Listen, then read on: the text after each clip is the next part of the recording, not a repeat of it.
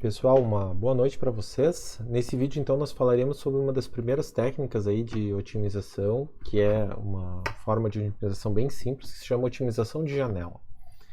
Certo? Então, a maioria dos compiladores, como a gente viu ali na parte introdutória aqui do módulo de otimização, né, dessa semana, digamos, de otimização, a maioria desses compiladores fazem heurísticas bem sofisticadas, né? A gente viu ali com menos O3, menos O2, etc. E nessas heurísticas elas têm ali, a gente vai ver mais para frente algumas delas, né?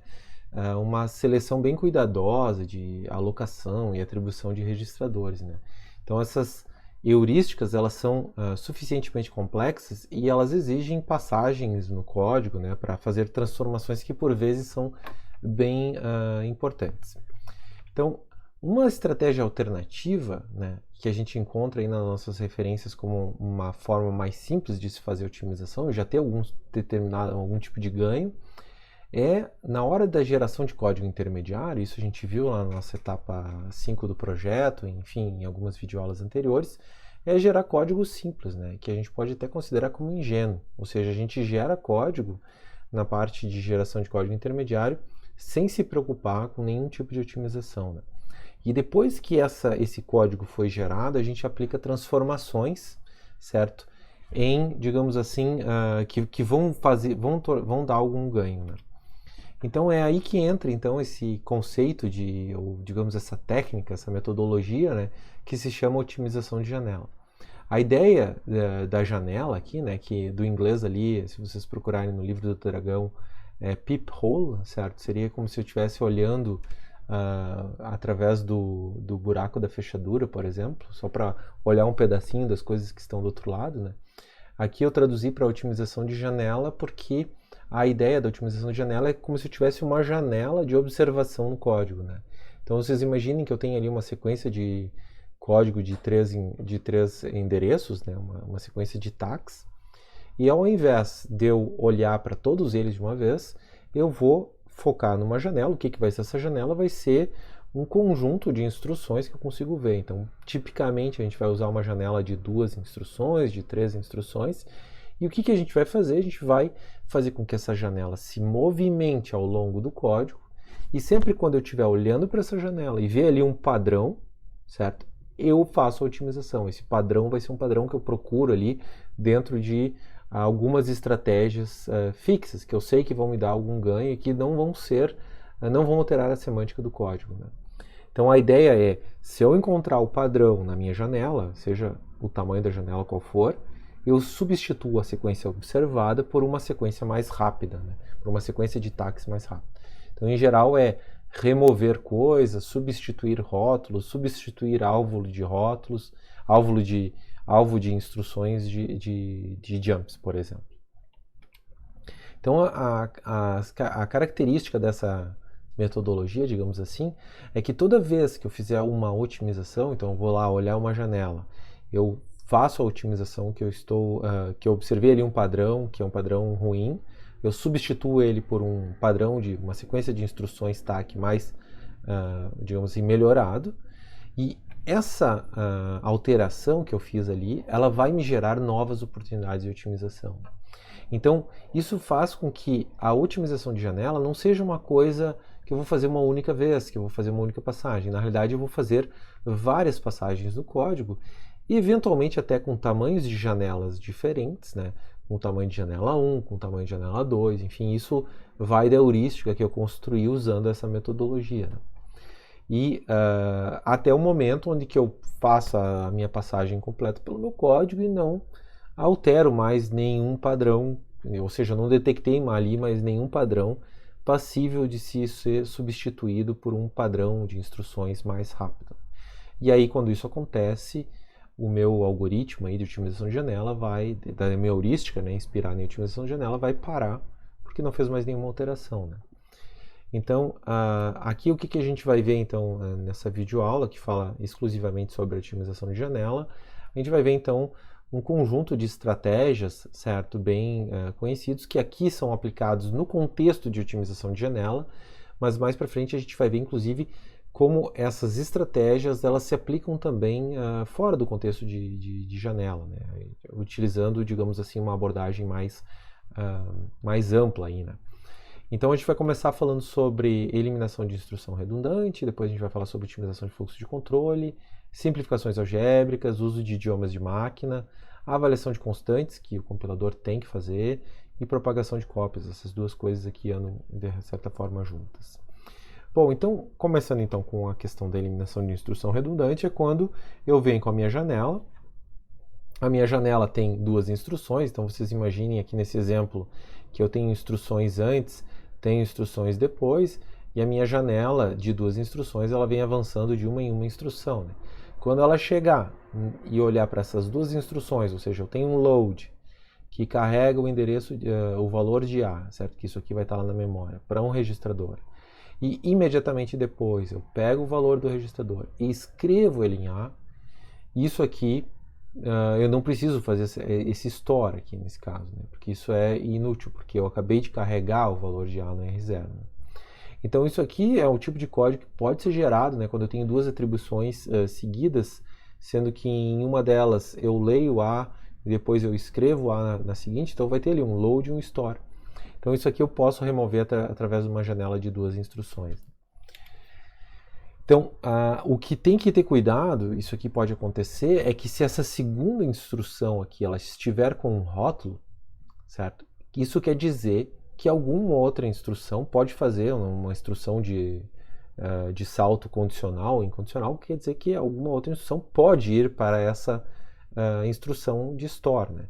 Então, se isso acontecer, eu não vou poder remover essa instrução. Né? Então, o meu padrão que eu estou procurando aqui é um padrão de duas instruções, sendo que a segunda instrução ela tem que ser, digamos assim, eu vou ter que comparar essas duas, né? Tem que ser um load e um store, tem que ter esse, digamos, cruzamento aqui, né, de endereço de memória e registrador, e a segunda instrução, justamente a de store, não pode ter rótulo, porque se ela tiver eu não posso removê-la, porque alguma outra instrução pode saltar direto para ela sem fazer o load. Né? Então, nesse caso, se eu removesse o store, eu estaria alterando a semântica do meu programa, que é uma coisa que eu não posso fazer. Bom, nesse segundo exemplo aqui, que é uma segunda estratégia, né, é a eliminação de código inacessível. Né? Então aqui, de novo, né, pode surgir no processo de geração de código, né, que, baseado em cima da AST, por exemplo, pode acontecer de eu ter um código dito morto, que é quando eu tenho, né, uma sequência de código, vem lá uma sequência de instruções, e aí eu tenho um jump incondicional aqui. Né? Então esse jump, pelo fato de ser incondicional, eu sempre vou fazer o salto para o valor que está aqui nesse registrador, né, para o endereço de memória que está aqui nesse registrador. Então isso quer dizer que o que vem depois desse jump é inacessível, né? Eu não tenho como chegar nessa instrução de subtração nem nessa instrução de divisão, né? Assumindo aqui que, né, claro, tem a questão aí de se eu poder fazer jump para endereços, né, como seria o caso aqui do R1, aqui a gente poderia assumir que aqui teria que ter um label, né? Então, se essa instrução não for rotulada, quer dizer que eu posso removê-la, né? Então, nesse caso, eu vou trabalhar com uma janela de duas instruções, e eu vou chegar na observação desse jump com esse sub aqui. Então, o que vai acontecer? Se esse sub não tiver rótulo, ou seja, ele é inacessível, então eu removo ele. Quando eu remover ele, a instrução div, multi, todas as outras instruções que estiverem depois aqui, elas vão subir. E quando elas subirem, esse div vai tomar lugar do sub. E aí eu vou continuar com a janela posicionada no mesmo lugar e vou remover o div também. Até chegar numa instrução que tem um rótulo, que nesse caso aqui seria a instrução multi. E aí, como ela tem um rótulo, eu paro de removê-la, já que alguém, né, alguma outra instrução pode fazer um salto diretamente para ela. Então, a ideia é justamente remover essas instruções não rotuladas após um jump, certo? Imediatamente depois de desvios incondicionais, e repetir esse processo de remoção para remover todas aquelas instruções que estão depois. Então, que na hora que eu encontro um jump incondicional, eu estou trabalhando com uma janela de duas posições, eu vou ficar removendo isso até eu chegar numa instrução rotulada. Um outro exemplo de eliminação de código inacessível que pode acontecer, e isso aqui aparece muito assim frequentemente quando, não sei se vocês já tiveram experiência de fazer programas com uma variável global de depuração, né? Então, aqui o que eu vou fazer? Eu vou declarar uma variável global, ela é uma variável chamada debug, e ela debug vale 1 por default, vale 0 por default, né? Então, quando ela vale 1 por default, certo? Eu botei lá no código mesmo, debug igual. Em nenhum momento no código eu altero ela, né? Então, uma variável global, ela tem um valor fixo, como se fosse uma constante, né? Mas no meu código eu vou ter lá um monte. If debug faz o printf, if debug faz um printf bonito, né? Faz um pretty print, alguma coisa assim.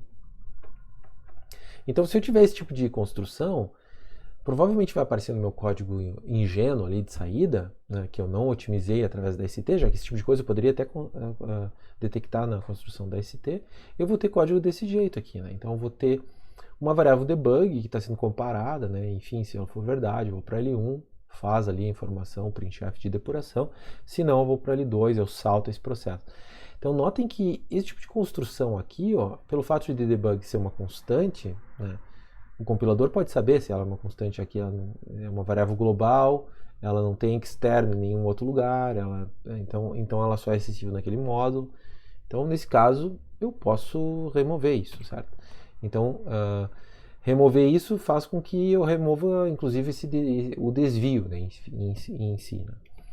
Então, claro que para eu ter a certeza que debug é uma constante, eu tenho que olhar isso para a tabela de símbolos e tenho que navegar em todo o meu código, né, para verificar se debug não é alterado em nenhum lugar.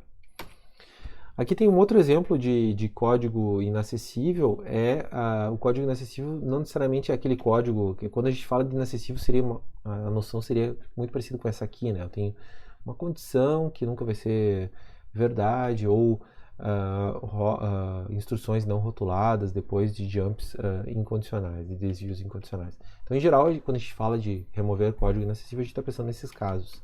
Mas pode acontecer também em cenários como esse, onde a gente tem instruções stack que definem um nome, né, mas que nunca é utilizado. Então, se vocês lembram lá da vida e morte de variáveis, aqui nesse caso a gente tem uma instrução que define um valor, aqui no caso vai ser o A, e esse A não é usado em lugar nenhum, certo? É um temporário que eu gerei e que não é usado. Então isso aqui, mas que cenário que isso vai poder aparecer? Né? Bom, isso aí vai aparecer quando eu estou trabalhando com, por exemplo, cálculo de endereços, né? Esse tipo de coisa, onde ali eu posso, assim, sem querer, digamos, gerar esse tipo de instrução. Então, nesse exemplo aqui, nós temos, então, como vocês podem ver, nesse pedaço de código, se eu assumir que meu programa é só isso aqui, né? Vocês podem ver que aqui o T6, eu não tenho, ele não é utilizado. Então, para que definir ele? Né? A mesma coisa para o T5 aqui, né? Então, o T5 também não é utilizado, né? Então, nesse caso, para que definir ele? Né? Então, aqui seriam instruções, essas duas que eu poderia eventualmente remover. Né? Então, tanto o T5 quanto o T6 nesse nosso exemplo aqui. Né? Deixa eu só fazer uma coisa aqui. Então, o T5 e o T6 não são utilizados. Então, nesse caso, a gente poderia simplesmente remover essas duas instruções que fazem a definição desses dois valores, né? Tanto o T5 quanto o T6. Bom, em relação à otimização de fluxo de controle, né? Trocando aqui agora um pouco de exemplo, né?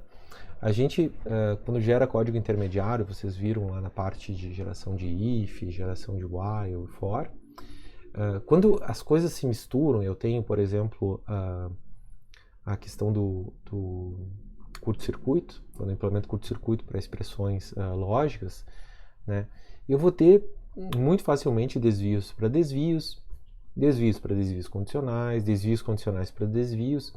Quando esse tipo de coisa acontece, a gente pode eliminar esses desvios. Porque de que adianta desviar para um desvio, certo? Se eu posso desviar direto para o destino final. Então, o objetivo seria justamente fazer essa substituição. Então, por exemplo, aqui, ó, um exemplo bem ingênuo que pode acontecer no código gerado intermediário, né? Eu tenho um jump para L1 e esse L1 é um jump que vai incondicionalmente para L2. Então, nesse caso, a gente pode subir esse L2, né? Então, a gente pode substituir goToL1 aqui por goToL2. Então, em vez de eu desviar para um desvio, eu desvio direto para o destino final. Então, aqui é exemplo bem simples, né, que eu posso trabalhar aí com otimização de janela. Aí vem a questão, né? Bom, se eu estou fazendo GoTo L2, aí, bom, eu vou ter vários GoTos L1s espalhados no meu código, eu substitui todos eles por o GoTo L2, né? Aí eu tenho aqui um L1, uma instrução rotulada L1, e eu tenho que me perguntar, pô, será que eu devo remover isso aqui? Então, para isso, eu vou só remover se antes dessa instrução tiver um desvio incondicional. Se aqui nesses 3 pontinhos, na instrução que está imediatamente antes dessa instrução rotulada L1, tiver ali um desvio incondicional, bom, daí quer dizer que ela é um código morto e eu tenho certeza que ninguém está fazendo GoTo para L1, né? Então é um rótulo inútil, digamos assim, né? Ele passou a ser inútil porque eu substituí todos esses GoTos L1s, L1 por GoTo L2, né? Então nesse caso eu poderia também remover essa instrução rotulada, né? Se essa condição aqui se verificar. Aqui eu tenho um outro tipo de otimização de fluxo de controle, nessa questão de otimização de janela que eu posso fazer, que é a seguinte exposição, né? Vamos supor que a gente só tem um desvio para L1, que esse desvio está exatamente aqui, ó. Então tem aqui o rótulo L1, e o L1 ele é um desvio em si mesmo condicional, nesse caso, porque depende do A menor que B, né? Mas eu só tenho esse GoTo para L1 aqui. Se a gente supor que esse L1 aqui ele estiver precedido de um desvio incondicional, certo? Ou seja, aqui a última instrução desses 3 pontinhos que está imediatamente antes desse if for um desvio incondicional, isso quer dizer que a gente pode fazer uma transformação nesse código aqui para a seguinte, ou seja, a gente pode trazer para antes dos 3 pontinhos, porque notem que antes dos 3 pontinhos eu tinha apenas o GoTo L1.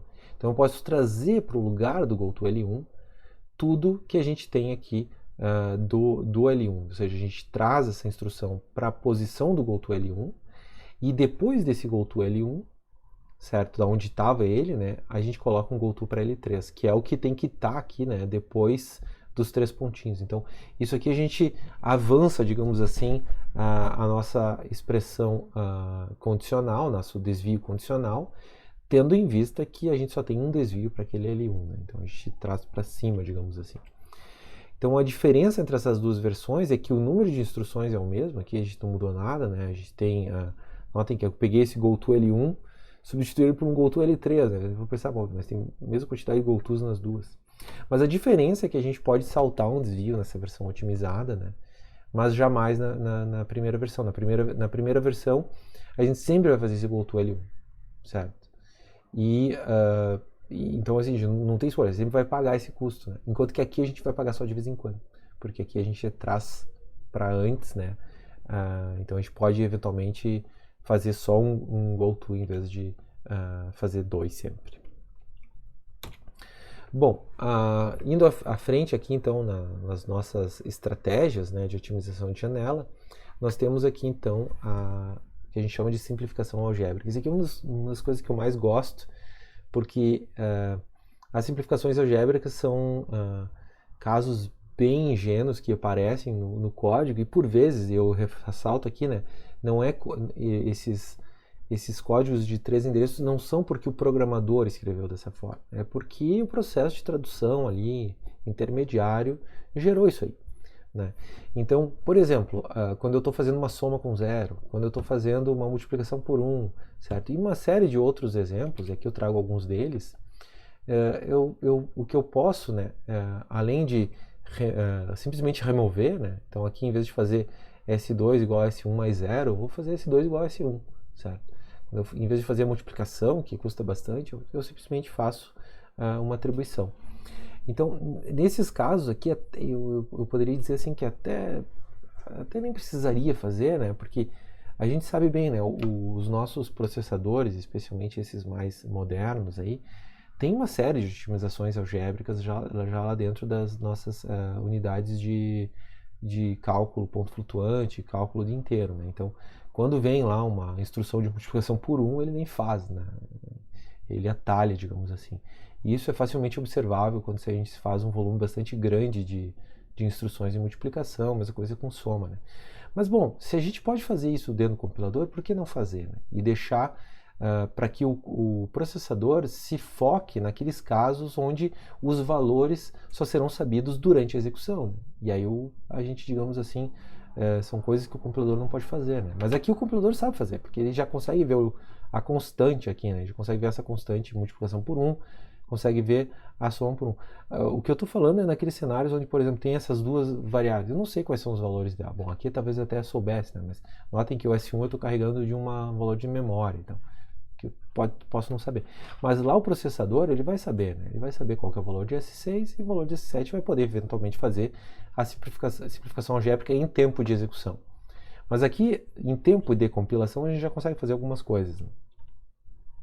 Para essas simplificações bem ingênuas, a gente também tem as simplificações que a gente pode transformar, né, uma instrução mais custosa por uma menos custosa, né? Então, por exemplo, quando eu faço... aqui, deixa eu ver só qual é o exemplo. Aqui, por exemplo, quando eu faço 2 vezes x, certo? Ou seja, eu sei dessa constante. Em vez de eu emitir uma instrução de multiplicação, eu vou pegar essa instrução de multiplicação que aparece ali na minha janela e vou substituir ela por uma soma. E a gente sabe que a soma ela custa menos do que uma multiplicação, né? Mesma coisa quando eu faço uma potência para 2, né? Em vez de fazer x chamar pol, por exemplo, eu vou fazer uma multiplicação, porque eu sei que a multiplicação custa menos do que uma potência, certo? E coisas assim, aqui tem um outro exemplo, quando eu tenho a vezes o inverso de b, aqui nesse caso eu faço, em vez de fazer essas duas operações, eu faço simplesmente a dividido por b, certo? Quando eu tenho x maior que y, eu faço a subtração e depois verifico se o resultado é maior que zero. Então isso aqui também custa menos. Isso que muitas vezes quando a gente trabalha com ponto flutuante, a gente em geral trabalha dessa forma aqui com uma certa precisão, né? Mas enfim, essas são alguns exemplos de que eu posso transformar uma instrução mais custosa por uma menos custosa, para a gente ter um desempenho melhor, né? Bom, uma outra estratégia que a gente tem é essa questão da avaliação de constantes, né? Então, quando a gente gera código lá, o compilador ele pode eventualmente gerar código desse tipo aqui, né? Então, eu gero uma instrução de soma, né? Então soma 1 com 2 e coloca em T3. Quando o compilador, e no caso aqui a parte de otimização de janela, vê isso aqui, o compilador ele não pode deixar isso aqui no código de saída, ele tem que fazer esse cálculo, né? Então quando ele vê, por exemplo, uma soma de duas constantes literais, dois literais, ele soma esse valor, ele pega esses valores, soma e diz que T3 vale 3. E eu diria além, ele nem usa T3, onde ele achar T3 depois ele vai substituir pelo valor da soma, né? Então, nesse caso aqui, a tarefa do compilador é bastante simples, nesse caso, é calcular o resultado, né? Então, ao invés de ficar gerando um monte de instrução com valor constante, ele calcula o resultado em tempo de compilação, né? E gera código somente para quando ele, de fato, não souber o valor das variáveis, né? Então, nesse caso aqui, a gente poderia substituir aqui esse T3 já que ele é uma constante, né? Eu fiz a soma de dois literais, T3 é uma constante, então eu coloco o valor 3 aqui. Mesma coisa aqui nesse segundo exemplo, onde eu estou fazendo um set, ou seja, eu estou inicializando T2 com T1, bom, nesse caso eu vou botar um 1 aqui, certo? Daí, notem que ao fazer isso, vai me gerar uma nova oportunidade, que é bom, eu vou ter uma subtração de valores constantes, então eu já calculo isso também. Nesse caso eu poderia remover essas duas instruções aqui, né? E ver o que acontece com o T4 depois, né? E eventualmente também o que acontece com o T2 depois, que eventualmente pode ser substituído pelo valor 1 também. Outra questão também que a gente pode trabalhar em otimização de janela é o uso de idiomas de máquina, né?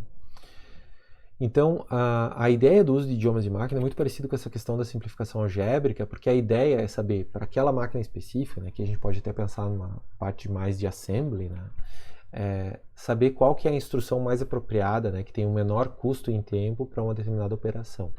Então, quando a gente vê, por exemplo, uma soma de 1, isso aqui é um incremento, né, um clássico incremento, vamos supor que x é um inteiro, né, um clássico incremento de valor inteiro.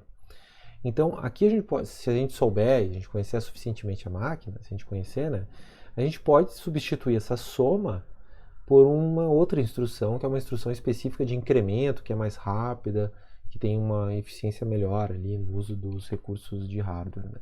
Então, isso aqui também eu posso me preocupar e trabalhar com instruções com otimização de janela nesse contexto.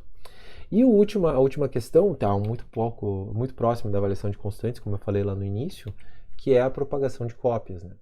Então, na propagação de cópias, eu vou procurar por construções de igualdade, como por exemplo essa aqui, que está sublinhada, T5 igual a T3, e o que eu vou fazer? Eu vou substituir todas as ocorrências desse alvo aqui pela ocorrência do T3, ou seja, eu vou remover um temporário. Né?